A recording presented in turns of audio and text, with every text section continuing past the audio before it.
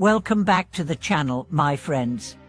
It's always such a pleasure to have you here, and today, we are going to explore something that has the potential to completely change the way you view time, life, and how you relate to both. Often in life, we think of time as something we can control, something we manage. But what if I told you that time itself has a power beyond our comprehension? That the moments we often overlook or rush through are, in fact, some of the most profound lessons we can learn from. Today's story revolves around a life-changing encounter with an old man on a boat, a simple man with a simple life, yet his words held a wisdom that reshaped the way I look at time, my life, and how I live it.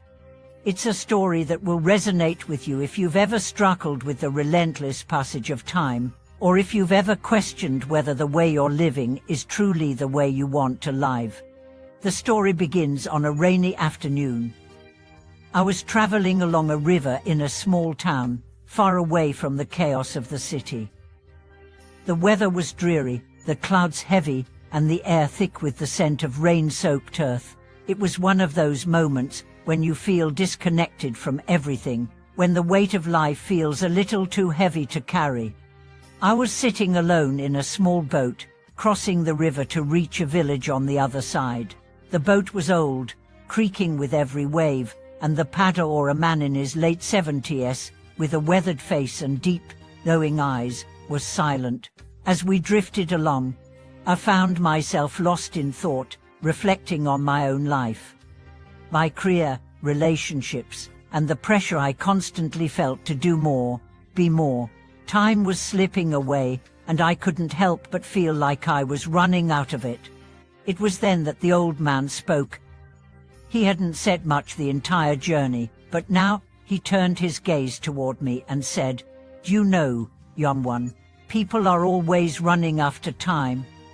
They think they can catch it, control it, use it up. But time isn't something you can manage. It's something you must learn to understand." I was intrigued. I had spent so much of my life chasing after more time to get things done, more time to achieve my goals, more time to be successful. And yet, here was this old man, with nothing but a boat and a quiet life, telling me that time wasn't something to control. I leaned in, eager to hear more. "The problem," the old man continued, "is that most people treat time like a race. They're so focused on the finish line, and where they're going, that they forget to appreciate where they are right now. Time, my friend, is not a race. It's a journey. The more you try to rush through it, the less you'll enjoy it." His words hit me like a wave. I had been so caught up in the idea of achieving more, in the belief that if I didn't hurry up, I'd miss out on life. But in that moment, it became clear that I was missing the very thing I was chasing, the experience of life itself. As the boat continued to drift along the river, the old man shared with me the wisdom of his years. He told me that time doesn't belong to us. It is a force much greater than anything we can control. It moves in its own rhythm, indifferent to our plans and ambitions. And yet, it is through our awareness of time, through our ability to be present in each moment, that we truly live. Time, he said, is like the river we are crossing. It flows on its own, and you can't stop it. But you can choose how you navigate it. You can choose to paddle gently, letting the current guide you, or you can struggle against it, wasting your energy fighting something you cannot change. I thought about his words for a long time. How often had I fought against the flow of time, trying to make it conform to my own desires? How often had I rushed through life, thinking that once I achieved a certain goal, I would be happy, fulfilled, and at peace? The old man didn't say much more as we reached the other side of the river, but his words stayed with me long after I left the boat. I realized that time isn't something to be conquered, it's something to be understood. To live fully, we must embrace the flow of time, not as something that is constantly slipping away, but as something that is always with us, guiding us, teaching us. The lesson of time isn't about making more of it. It's about using it wisely. It's about appreciating each moment, not as a step towards some future goal, but as an end in itself.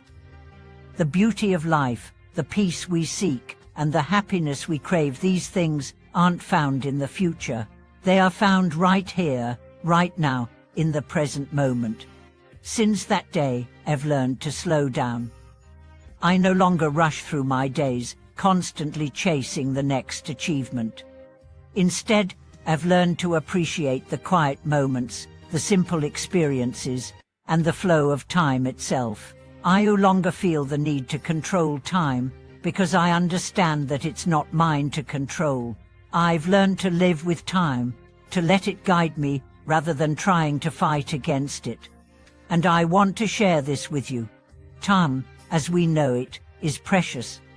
But it's not something to fear, something to lose, or something to conquer. It's a teacher.